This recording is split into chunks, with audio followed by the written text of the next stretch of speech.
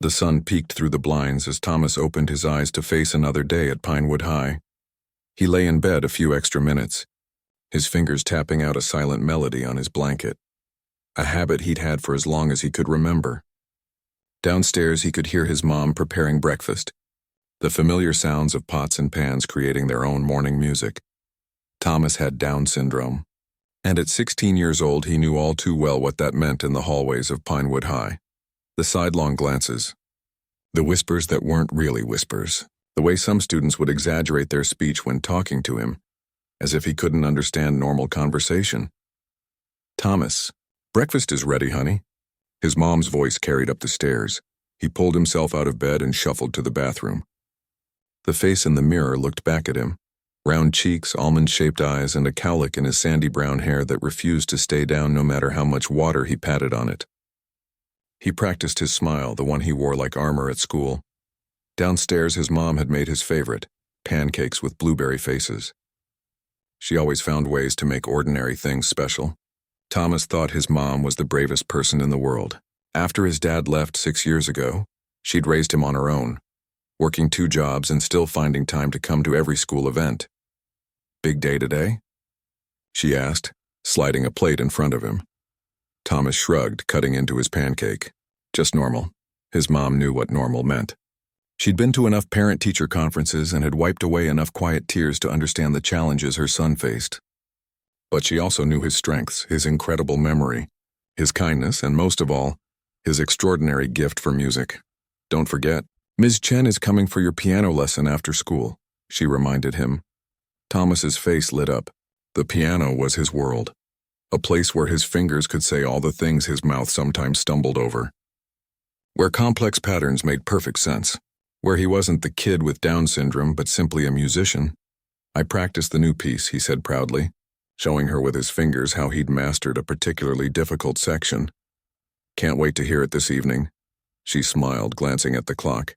"Bus comes in 15 minutes. The yellow school bus was another battlefield. Thomas climbed aboard and headed straight for his usual spot, 3rd row from the back window seat. He'd learned that sitting in the very back invited trouble from the seniors who claimed that territory. The middle was safer, somewhat neutral ground. He slipped in his earbuds, letting classical music fill his ears. Today it was Chopin, his fingers silently mirroring the pianist's movements on his knee. Music made the 20-minute ride bearable. His peaceful bubble burst when Dylan Harper and his friends boarded at the next stop. Dylan was Pinewood's star basketball player, tall, confident, and unfortunately, the self-appointed tormentor of anyone he deemed different. Thomas kept his eyes fixed on the passing houses, pretending not to notice when Dylan slid into the seat across the aisle. "Hey, piano boy, still playing baby tunes?" Dylan called out loud enough for everyone to hear. Thomas turned the volume up on his music, but Dylan reached over and yanked out one of his earbuds.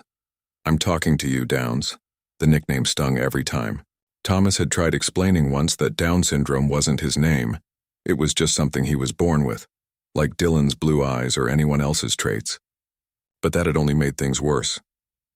"I'm practicing Chopin," Thomas said quietly, hoping the conversation would end there. "Cho who?" Dylan laughed, looking around to make sure his friends were appreciating his wit. "Sounds like a sneeze." The bus filled with scattered laughter. Thomas put his earbud back in, his fingers now still on his knee. At school, Thomas moved through the hallways with practiced efficiency. Head slightly down, walking quickly between classes, becoming as invisible as possible. His special education classes in the morning were a safe haven, with teachers who understood him and a few other students who faced their own challenges. But afternoon classes were integrated, which meant sitting in regular classes where teachers tried their best but couldn't always prevent the subtle bullying that occurred. Thomas was good at math. Numbers made sense to him the same way music did, but raising his hand in class often led to mocking imitations of his slightly slurred speech. Lunch was always the hardest part of the day. The cafeteria was a maze of social hierarchies that Thomas could never navigate successfully. He found his usual spot at the end of a table near the exit, unwrapping the sandwich his mom had packed. Sometimes Lily, a quiet girl from his art class, would sit with him. She had her own struggles with severe anxiety, and they'd formed a silent alliance of sorts, but she was absent today. Look who's sitting all alone again, came Dylan's voice as he and 3 other basketball players surrounded Thomas's table. Where's your girlfriend? Thomas kept his eyes on his sandwich. Lily's just my friend, he said softly. What was that? Couldn't hear your mumbling, one of Dylan's friends said, cupping his ear dramatically. Dylan reached over and took Thomas's chocolate pudding cup, the dessert his mom had packed as a special treat. Thanks for the donation to the basketball team. Dylan grinned, peeling off the lid. Thomas wanted to protest, but experience had taught him that resistance only prolonged these encounters. He remained silent, focusing on finishing his sandwich so he could escape to the library. What's wrong? Cat got your tongue? Another boy taunted. Or is your brain too slow to think of a comeback? Maybe he should play us a little piano tune instead, Dylan suggested, mimicking exaggerated piano playing. I hear special needs kids sometimes have weird talents. Please stop, Thomas said, his voice barely audible. What was that? Dylan leaned in closer. I think he's going to cry, one of the others said. Just then, Mr. Bryant, the history teacher known for his no-nonsense approach, walked by. Everything okay here, gentlemen? Dylan straightened up immediately, his face transforming into a model student's. Yes, sir. Just chatting with Thomas about music. He's really talented. The sarcasm was subtle enough that Mr. Bryant missed it, but he lingered a moment, his eyes moving between the boys. Good to hear. I expect you all in class in 5 minutes, he said before continuing his rounds. Dylan gave Thomas one last look. See you around, piano boy. Thomas gathered his things quickly and headed to his afternoon sanctuary, the music room. During 5th period, it was usually empty. Ms. Walker, the music teacher, had given him permission to use it when he had a free period. It was the one place at school where Thomas felt completely at peace. The old upright piano in the corner wasn't nearly as nice as the baby grand he had at home, a treasured gift from his grandmother before she passed away. But any piano was better than no piano. He sat on the bench, placed his fingers on the keys, and closed his eyes. The first notes of Chopin's Nocturne in E-flat major filled the room. As he played, his shoulders relaxed, his breathing deepened, and the cafeteria incident faded away. His fingers moved with confidence and grace that contrasted sharply with his everyday awkwardness. Thomas lost himself in the music, adding his own subtle interpretations to the piece. When playing, his mind worked differently. There was no struggle, no hesitation, just pure expression.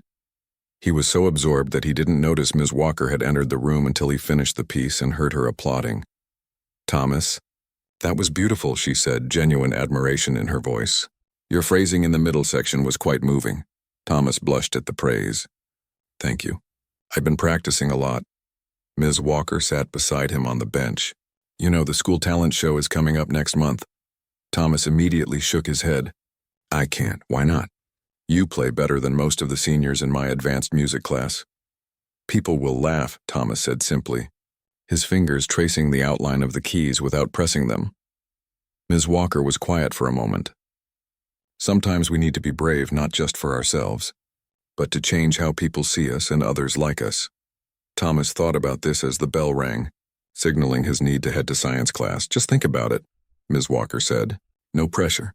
But I believe you have something extraordinary to share. The rest of the school day passed in its usual mix of challenges and small victories.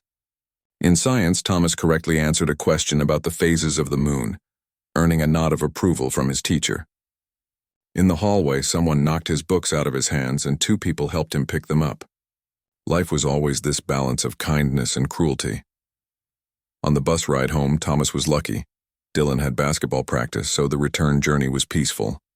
He watched the familiar streets of his neighborhood through the window, his mind replaying Ms. Walker's suggestion about the talent show. The idea both terrified and excited him. What would it be like to play for the whole school? Would they finally really see him beyond his disability? Or would it just give Dylan and others more ammunition? As the bus approached his stop, Thomas decided to ask his mom and Ms. Chen what they thought. His mom always said that courage wasn't about not being scared. It was about doing something even when you were scared. The bus doors opened with a hydraulic hiss and Thomas stepped out onto the sidewalk. As he walked the short block to his house, his fingers drummed against his leg, playing an invisible melody. Whatever happened with the talent show, he knew one thing for certain. When he played the piano, he wasn't different. He was just Thomas, making music that could speak in ways words never could. Thomas pushed open the front door, the familiar smell of cinnamon and vanilla greeting him. His mom had a habit of keeping scented candles burning throughout their small house, saying it made the place feel more like a home and less like just walls and a roof. "I'm back," he called out, dropping his backpack by the stairs. His mom appeared from the kitchen, wiping her hands on a dish towel. Her face, so much like his own in the eyes, brightened at the sight of him. "How was school today?" Thomas gave his standard answer. "Fine." But his mom had a way of reading between his words. She'd been doing it since he was little and struggled more with speech. "Really fine, or just saying fine?" He shrugged, heading to the kitchen where he knew an after-school snack would be waiting. Sure enough, apple slices and peanut butter sat on the counter. "Dylan took my pudding cup at lunch," he admitted, reaching for an apple slice. His mom's smile faltered slightly. She came and sat across from him at their small kitchen table. "Did you tell a teacher?" Thomas shook his head. It would just make things worse. He dipped the apple into the peanut butter, focusing intently on not getting any on his fingers. "Ms. Walker talked to me today." "Oh? About what?" "The talent show." He looked up to gauge her reaction. "She thinks I should play piano in it." His mom's eyes widened with surprise, then softened with something like hope. She had always believed in sharing his gift with others, but had been careful not to push. "What do you think about that idea?" Thomas took another apple slice, considering. "I don't know. Everyone will be watching." "What if I mess up?" "What if they laugh?" "Those are big worries," she acknowledged. "But what if you don't mess up? What if they don't laugh?" Before Thomas could answer, the doorbell rang. Ms. Chen had arrived for his weekly piano lesson. Ms. Chen was nothing like the piano teachers in movies, old ladies with ruler-straight backs who smacked knuckles with rulers. She was in her 30s with short-cropped hair and bright yellow glasses. She'd been teaching Thomas for 5 years and understood how his mind worked better than most of his school teachers did. "Thomas, ready to make some music today?" She breezed in, carrying her usual oversized bag full of sheet music and rhythm games. They settled in the living room where the baby grand piano, slightly worn but perfectly tuned, took up most of the space. It had been his grandmother's most treasured possession, and when she passed away 3 years ago, she'd left it specifically to Thomas. His mom had rearranged the entire house to make room for it. "I heard through the grapevine that you're considering the Pinewood talent show," Ms. Chen said, setting her metronome on top of the piano. Thomas gave his mom a surprised look. "How did you—" "Ms. Walker and I went to college together," Ms. Chen explained. "She called me right after school. She was quite excited about the possibility." "I haven't decided yet," Thomas said, his fingers automatically finding their position on the keys. Ms. Chen nodded thoughtfully. "Well, let's work as if you're preparing for it and you can decide later. Sound fair?" Their lesson began as it always did, with scales and exercises to warm up his fingers. Thomas moved through them easily. These had become second nature years ago. Then they reviewed the Chopin nocturne he'd been practicing. "Your technical execution is flawless," Ms. Chen observed after he finished playing. "But I'd like to see more of Thomas in this piece. Chopin wrote the notes, but you need to tell the story."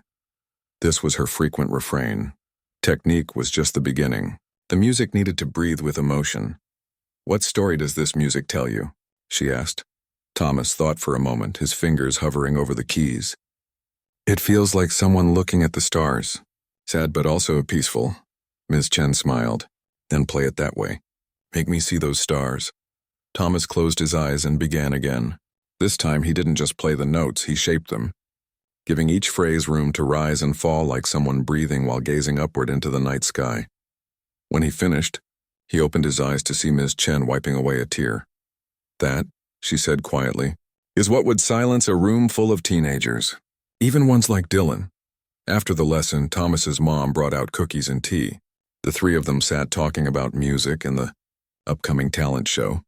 Ms. Chen explained that preparing for a performance was different. From regular practice, you need to be able to play it, even when your heart is racing and your hands are shaking, she explained, because they will be. "Were you nervous for your first recital?" Thomas asked. Ms. Chen laughed. "Terrified. I was 7 years old and played Twinkle, Twinkle, Little Star. My legs were shaking so badly I could barely reach the pedals. But you kept playing anyway." Thomas said. I did. And each performance got a little easier. She took a sip of her tea. The talent show is in a month, right? If you decide to do it, we'll work on performance readiness. You'll play your piece in front of friends, family, anyone we can find. So by the time you get on that stage, it'll feel familiar. Later that evening, after Ms. Chen had gone, Thomas sat at the piano again. His fingers moved through the nocturne, and he imagined playing it in the school auditorium. The thought made his stomach tighten. His mom came in and sat beside him on the bench. You don't have to decide right now, but I want to tell you something. Thomas's hand stilled on the keys. When you were born, she began, the doctors told me all the things you might never do. They handed me a list of limitations before I'd even gotten to know who you were. She smiled and brushed his cowlick back from his forehead. But you've spent your whole life proving that list wrong. Not everything, Thomas said. I still can't tie my shoes right, his mom laughed. Neither can your Uncle Bill, and he doesn't have an extra chromosome. My point is, your music is a gift, Thomas. Not just to you, but to anyone who hears it. Thomas thought about this as his fingers found a soft, thoughtful melody. What if they laugh? He asked again, voicing his deepest fear. Some might, his mom admitted. People fear what they don't understand. But I believe most won't. Most will see what I see every day, how amazing you are. The next morning, Thomas woke up with his decision made. He would play in the talent show. The thought still scared him, but like his mom always said, courage wasn't about not being afraid. At school, he found Ms. Walker in the music room before first period. I'll do it, he told her. I want to play in the talent show. Ms. Walker's face lit up. That's wonderful, Thomas. What piece were you thinking of performing? Chopin's Nocturne in E-flat major. Perfect choice. Let me get you registered right now. She pulled out a clipboard with a sign-up sheet. You're actually the first one to commit. The popular kids usually wait until the last minute. Thomas watched as she wrote his name at the top of the otherwise empty list. It looked strange there, alone on the page. By next week, it would be surrounded by the names of students who'd never given him a second glance except to tease him. There, Ms. Walker said, hanging the clipboard back on the wall. It's official. The bell rang, and Thomas headed to his first class, a mixture of excitement and dread swirling in his stomach. Word spread quickly. By lunchtime, Thomas could feel the stares and hear the whispers as he walked through the cafeteria with his tray. Hey, piano boy, Dylan's voice carried across the room. Heard you signed up for the talent show. What are you going to play? Mary had a little lamb. Laughter rippled around Dylan's table. Thomas kept walking, his eyes fixed on finding an empty spot to sit. He found Lily at their usual table. She'd returned to school today, is it true? She asked as he sat down. You're playing in the talent show? Thomas nodded, unwrapping his sandwich. That's really brave, she said quietly. I could never get up in front of everyone like that. I'm scared, he admitted. Of course you are. Anyone would be. Lily's matter-of-fact tone was one of the things Thomas liked about her. She never sugar-coated things. But you're really good. Ms. Walker lets me study in the music room sometimes, and I've heard you play. Thomas looked at her in surprise. You have? She nodded. It's beautiful, like nothing I've ever heard before. For the rest of the day, Thomas moved through his classes in a daze.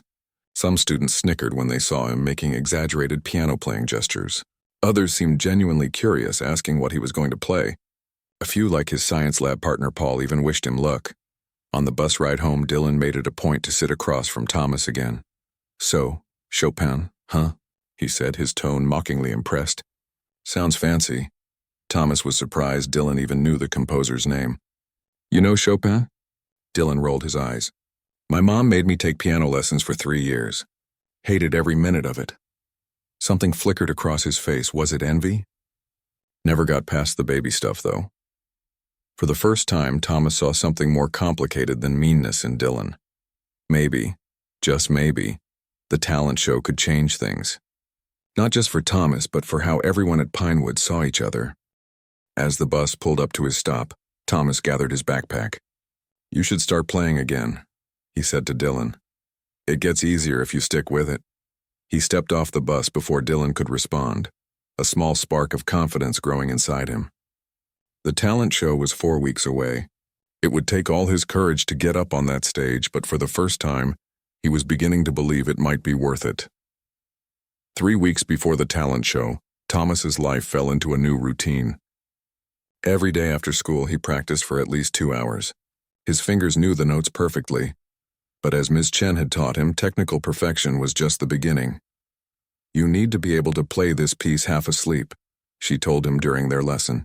"Because when you get on that stage with everyone watching, your brain might freeze, but your fingers will remember." Thomas nodded, understanding. He'd experienced that feeling before, like during math tests when his mind would sometimes go blank. But his hands still knew how to work through the problems. The talent show buzz had taken over Pinewood High. The sign-up sheet, that had once featured only Thomas's name, was now filled with 20 other acts. Everything from rock bands to comedy, skits to dance routines. Ms. Walker had scheduled a rehearsal for all participants the following week. "Just to work out the technical details," she explained. Lighting, microphones, that sort of thing. Thomas felt a mix of nervousness and excitement about the rehearsal. It would be his first time playing the piano on the actual auditorium stage. At home, his mom helped him prepare in different ways. She invited neighbors and family friends over to listen to Thomas play, creating a makeshift audience in their living room. "The more you perform for people, the less scary the big day will be," she explained. His Uncle Pete and Aunt Judy came over on Sunday afternoon, along with his cousins and the elderly couple from next door. Thomas played the nocturne for them, his hands trembling slightly at first but growing steadier as the music took over. When he finished, everyone applauded. His youngest cousin, only 5 years old, stared at him with wide eyes. "How do your fingers move so fast?" she asked in wonder. Thomas smiled. "Lots of practice," he told her. It felt strange and nice to be the one answering questions instead of struggling to keep up. At school, things had gotten both better and worse. The teasing continued, with some students making exaggerated piano motions whenever they passed him in the hall. But others seemed to look at him differently now. Paul, his science lab partner, had started saving him a seat in class, and Lily brought him a good luck card she'd made herself. Dylan remained unpredictable. Some days he ignored Thomas completely. Other days he seemed to go out of his way to make comments about the upcoming talent show. "Heard you're playing some boring classical stuff," Dylan said one morning at the lockers. "Nobody's gonna want to listen to that. People want real music like hip-hop." Thomas concentrated on getting his books for first period, not responding. "You should drop out now," Dylan continued. "Save yourself the embarrassment." Thomas closed his locker and looked directly at Dylan, something he rarely did. "Why does it bother you so much that I'm playing in the show?" The question seemed to catch Dylan off guard. He blinked, then shrugged. "Whatever. It's your funeral." He walked away, but something in his step seemed less confident than usual. The next day was the talent show rehearsal. Classes let out early, and all participants gathered in the auditorium after lunch. Thomas sat in the back row, watching as Ms. Walker and the technical crew worked with each act. The popular girls' dance team went first, practicing their routine to a pop song Thomas had heard on the radio. Then came a boy from senior year who juggled bowling pins, a rock band made up of juniors and twin sisters who sang a duet. Thomas watched them all, his anxiety growing. Everyone seemed so confident, so comfortable on stage. Even when they made mistakes, they laughed it off and continued. How would he manage if he hit a wrong note or forgot a passage?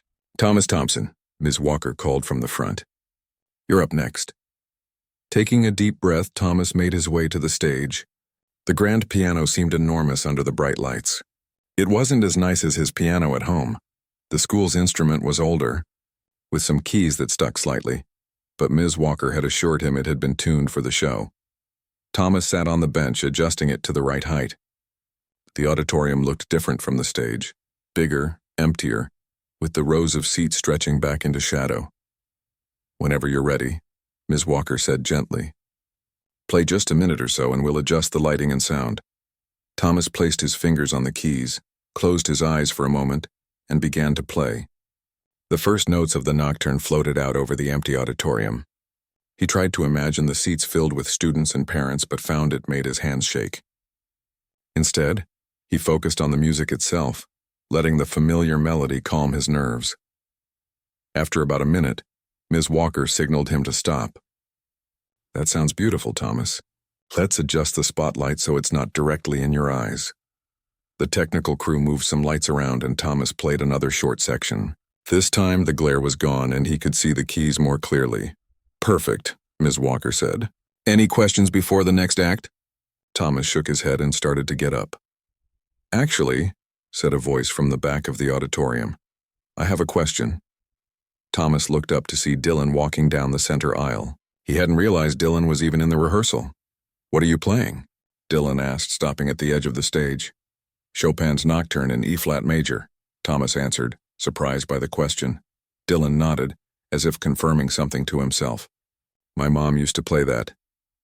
He turned and walked back up the aisle before Thomas could respond. Ms. Walker looked as puzzled as Thomas felt. "Well, that was interesting," she said quietly. "You can head back to your seat now. We've got 10 more acts to get through." The rehearsal continued, but Thomas found it hard to concentrate on the other performers. Why had Dylan asked about his piece, and what did it mean that his mom used to play it? When the rehearsal ended, Ms. Walker gathered everyone on stage for final instructions. "The show starts at 7 sharp on Friday night," she reminded them. "Everyone needs to be here by 6 for final preparations. Dress nicely, no jeans or t-shirts. And remember, this is a chance to share your talents with the whole school community, so give it your all." As the group dispersed, Thomas headed for the bus. Dylan was standing near the auditorium exit, seemingly waiting for someone. "Your mom plays piano?" Thomas asked as he approached, finding a courage he didn't know he had.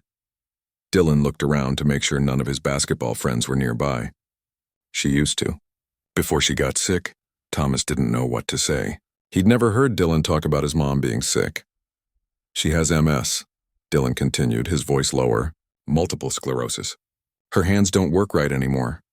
"I'm sorry," Thomas said quietly. Dylan shrugged, his usual tough expression sliding back into place. "Whatever. It's not like she was a professional or anything. She just played at home sometimes." "The Nocturne I'm playing, was it her favorite?" Thomas asked. "Yeah. She used to play it a lot." Dylan fidgeted with the zipper on his jacket. "Anyway, doesn't matter. See you around." He walked away quickly, leaving Thomas standing there, understanding a little more about why his piano playing seemed to bother Dylan so much. That evening, Thomas told his mom about the encounter as they washed dishes together after dinner. "That's very sad about Dylan's mother," she said thoughtfully. "It might explain some of his anger." "He said her hands don't work right anymore," Thomas repeated, thinking about his own struggles with certain physical tasks. "That must be hard for her." His mom nodded. "It's easy to forget that everyone has their own battles, even people like Dylan who seem to have everything going for them." Thomas thought about this as he practiced later that night. The Nocturne felt different now, knowing that it held meaning for Dylan and his mom. As his fingers moved across the keys, he imagined a woman he'd never met playing these same notes before her hands betrayed her. The week passed quickly. Thomas continued practicing, now with a new purpose. He wasn't just playing for himself anymore, or to prove something to his classmates. He was playing for Dylan's mom too, and for anyone who had lost something precious. The night before the talent show, Thomas couldn't sleep. He lay in bed, his fingers moving through the Nocturne on an imaginary keyboard. What if he messed up? What if everyone laughed? What if Dylan was right, and no one wanted to hear classical music? His mom peeked in around midnight, finding him still awake. "Big thoughts keeping you up?" she asked, sitting on the edge of his bed. Thomas nodded. "What if I forget the notes tomorrow?" "Then you'll find your way back," she said simply. "That's what good musicians do. They don't let mistakes stop the music." She stayed until his eyes grew heavy, humming softly as she used to do when he was small. Just before he drifted off, Thomas realized that regardless of what happened at the talent show, he had already accomplished something important. He had signed up. He had practiced. He had faced his fears. And tomorrow, ready or not, he would play. The day of the talent show arrived with a sky full of gray clouds that matched Thomas's churning stomach. He barely touched his breakfast, pushing cereal around in his bowl while his mom pretended not to notice. "What time do we need to be at school?" she asked, refilling her coffee cup. 6 o'clock, Thomas said. "But you don't have to come early, just for the actual show at 7. His mom sat across from him. "Are you sure? I'm happy to be there the whole time if you want." Thomas shook his head. Ms. Walker had been clear that the pre-show preparations were for participants only. Besides, part of him wanted to do this on his own. to prove to himself that he could. School that day felt surreal. Teachers taught their lessons as usual, but there was an electric energy in the hallways. Posters advertising the talent show covered every bulletin board. Thomas heard snippets of conversation about which acts would be best, worst, most surprising. "Did you know that Thompson kid is playing classical piano?" He overheard one senior say to another between classes. "Ms. Walker says he's actually really good." "No way," the other replied. "Isn't he in special ed?" "Yeah, but apparently he's like a prodigy or something." Thomas kept walking, his face warm. The word prodigy echoed in his head. Nobody had ever called him that before. In science class, his lab partner Paul wished him luck. "My parents are coming to the show," Paul told him. "I told them about you playing piano. They're pretty excited to see it." Thomas didn't know how to respond. The idea that anyone was looking forward to his performance, that strangers had heard about him and were interested, was overwhelming. "Thanks," he managed to say. By the time the final bell rang, Thomas's nerves were stretched thin. He went straight to the music room, where Ms. Chen had arranged to meet him for a final run-through before the show. She was waiting with a small wrapped package. "A little something for good luck," she said, handing it to him. Thomas unwrapped it carefully. Inside was a handsome leather-bound notebook with blank sheet music pages. "For when you start composing your own music," Ms. Chen explained. "Because I know that day will come." Thomas ran his fingers over the smooth pages. "Thank you," he said, genuinely touched. They spent the next hour going over the nocturne one last time, focusing not on the notes, those were solid now, but on the feeling behind them. "Remember," Ms. Chen said as she packed up to leave, "tonight isn't about being perfect. It's about sharing something beautiful. If you make a mistake, keep going. Most people won't even notice." She hugged him before heading out. "I'll be in the audience. Front row, right side." At 6 o'clock, Thomas joined the other performers backstage. The atmosphere was a mixture of nervous energy and excitement. The dance team was practicing their routine in the corner. The rock band was arguing about their set list. The twin singers were doing vocal exercises that sounded like strange bird calls. Ms. Walker moved through the chaos with a clipboard, checking off names and giving last-minute instructions. "Thomas," she called, "you'll be performing 8th right after the comedy skit." Thomas nodded, trying to look calmer than he felt. 8th out of 21 acts. Not too early, not too late. As 7 o'clock approached, Ms. Walker gathered everyone in a circle. "Remember why we're here," she told them. "To share our talents, to have fun, and to show the school community what Pinewood students are capable of. Support each other out there. And most importantly, enjoy yourselves." The auditorium doors opened and people began streaming in. Through a small gap in the curtain, Thomas watched as the seats filled up. He spotted his mom in the 3rd row talking with Ms. Chen. His Uncle Pete and Aunt Judy were there too, and even Mr. Bryant, his history teacher. Then he saw Dylan, walking down the center aisle with an older woman who moved slowly, leaning on his arm for support. She had the same sharp blue eyes as Dylan, but her body seemed fragile, uncertain. Dylan guided her carefully to a seat near the front, then sat beside her, his usual swagger replaced by gentle attentiveness. Thomas stepped back from the curtain, his heart pounding. Dylan's mom had come to the show. The woman who used to play the nocturne, who couldn't play it anymore, would be listening to him tonight. The house lights dimmed, and the chatter in the auditorium died down.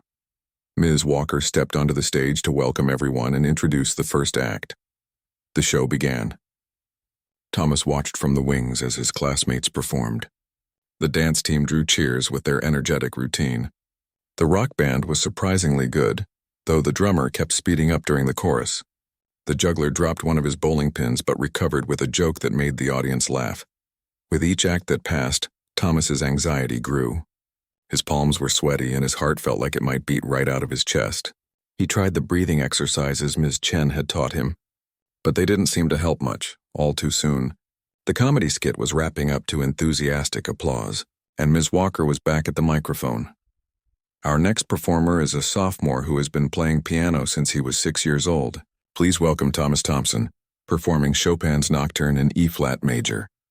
The audience clapped politely as Thomas walked onto the stage. The spotlight felt hot and blinding. The grand piano waited for him, its lid raised to project the sound better. As he crossed to the piano, he heard a whispered comment. "Isn't that the kid with Down syndrome?" Followed by a hushing sound. He sat on the bench, adjusting it slightly, and looked out at the blur of faces. In that moment, all his practice seemed to evaporate. His mind went blank. The keys before him looked foreign, as if he'd never seen a piano before. Panic rose in his throat. Then, in the front row, he saw Ms. Chen give him a small nod. 3 rows back, his mom smiled encouragingly, and to his surprise, in the 5th row, Dylan and his mother were watching intently. Thomas closed his eyes for a moment, took a deep breath, and placed his fingers on the keys. The first notes floated out into the silent auditorium, tentative at first, then gaining confidence.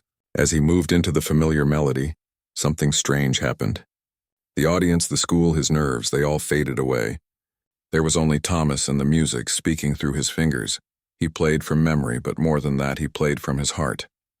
Every hour of practice, every moment of doubt, every struggle he'd faced, all of it poured into the music.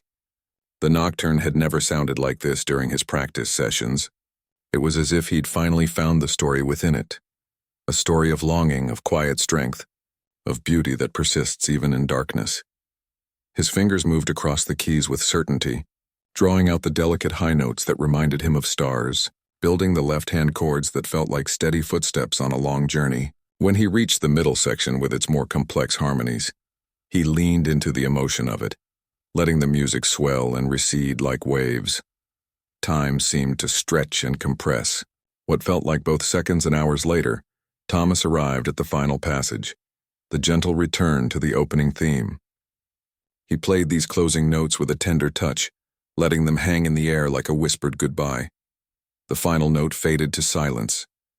For one terrible moment, the auditorium remained completely quiet. Thomas opened his eyes, terrified of what he might see. Bored faces, people checking their phones, maybe even the beginnings of laughter. Instead, he saw something he never expected. Dylan's mother, with tears streaming down her face, her hand clutching her son's arm. Dylan himself sat perfectly still, his eyes wide and fixed on Thomas. Then from somewhere in the back, a single person began to clap. Another joined in, and another, until the entire auditorium erupted in applause. People were standing up. Someone whistled.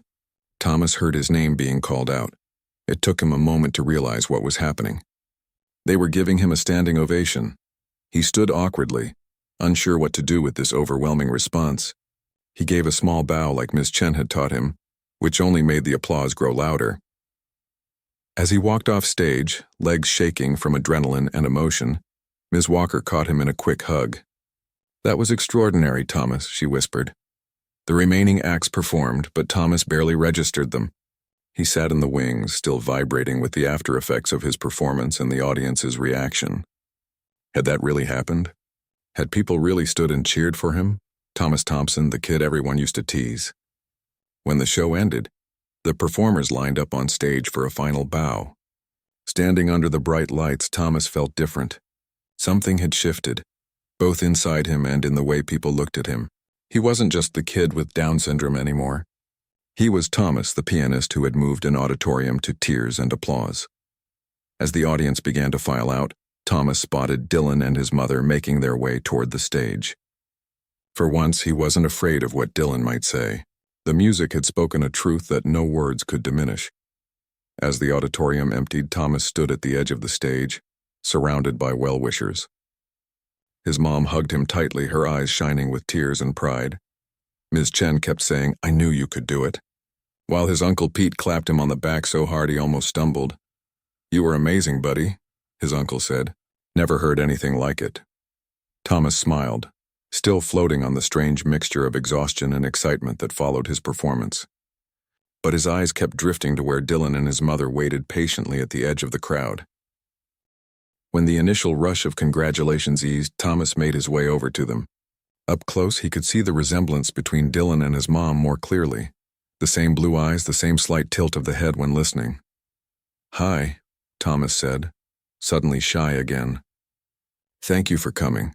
Dylan's mom reached out and took Thomas's hand in both of hers. Her grip was weak but deliberate. "Thank you," she said, her voice slightly raspy but warm. "It's been a long time since I heard that piece played so beautifully." Thomas felt his cheeks flush. You used to play it? She nodded. Many years ago. But never quite like that. She glanced at her son. Dylan tells me you've only been playing since you were 6? Yes, ma'am. Remarkable. She squeezed his hand before letting go. You have a gift, Thomas. Never let anyone tell you otherwise.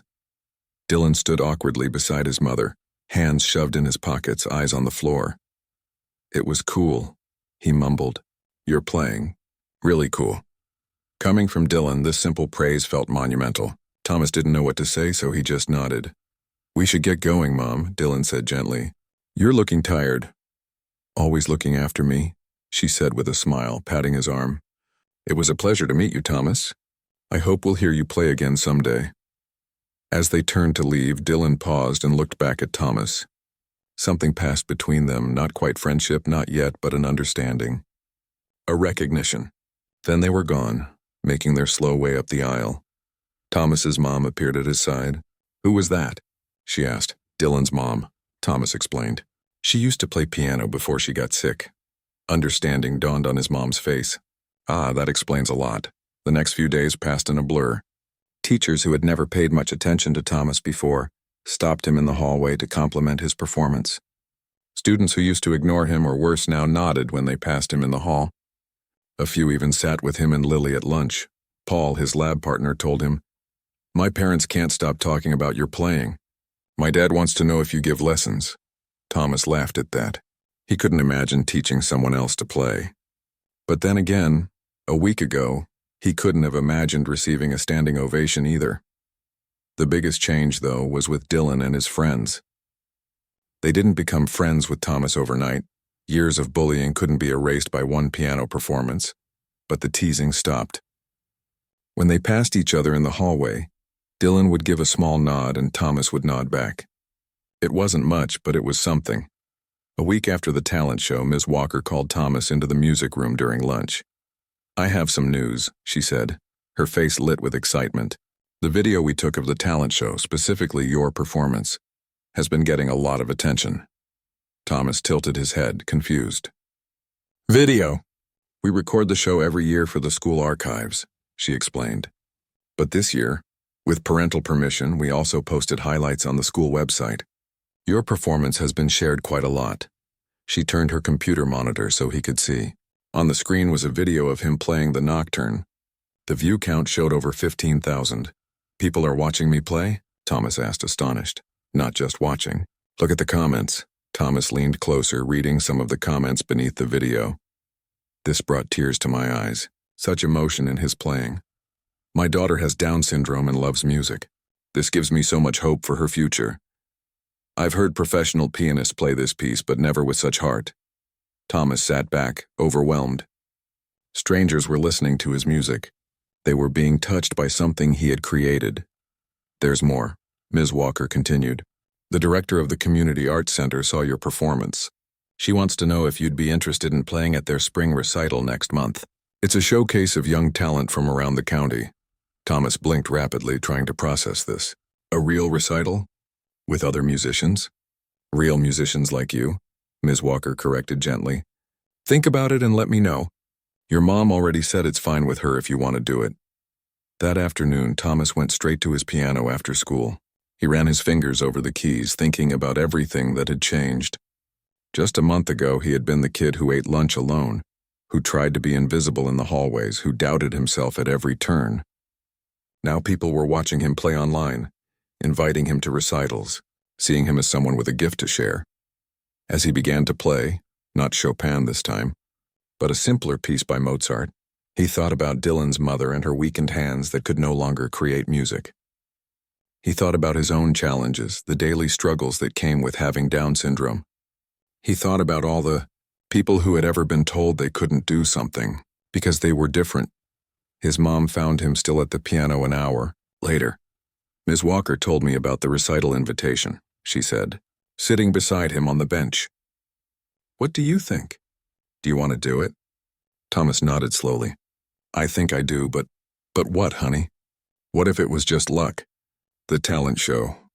What if I can't play that well again? His mom considered this. Do you remember what you told me after the show? About how you felt when you were playing? Thomas nodded. He had tried to explain how the music had taken over, how he'd stopped thinking and just felt. That wasn't luck, his mom said. That was you sharing your gift. And that gift isn't going anywhere. 2 months later, Thomas stood backstage at the Community Arts Center, waiting to perform in the spring recital. The audience was larger than at the school talent show. The auditorium held over 300 people, and it was nearly full. Among the faces, he had spotted his mom and Uncle Pete, Ms. Chen and Ms. Walker. To his surprise, he had also seen Dylan and his mother, sitting near the middle. As the stage manager signaled that he was up next, Thomas felt the familiar flutter of nervousness. But underneath it was something stronger, confidence. Not arrogance, but a quiet certainty that he belonged here, that he had something valuable to share. This time, he was playing 2 pieces, the Chopin Nocturne that had changed everything, and a new piece he had been working on with Ms. Chen, Debussy's Clair de Lune. When his name was announced, Thomas walked onto the stage with steady steps. The grand piano gleamed under the spotlights, bigger and more beautiful than the school's instrument. He adjusted the bench, took a deep breath, and began to play. The music rose and fell, carrying with it all the emotions of the past few months, the fear and triumph, the connections made and barriers broken. Thomas didn't just play the notes. He lived them, and as the final gentle chords of Clair de Lune faded into silence, he knew this was just the beginning. Later, at the reception that followed the recital, Thomas stood with his mom as people came up to congratulate him. Teachers from other schools asked about his training. Parents of younger children with Down syndrome wanted to know when he had started playing.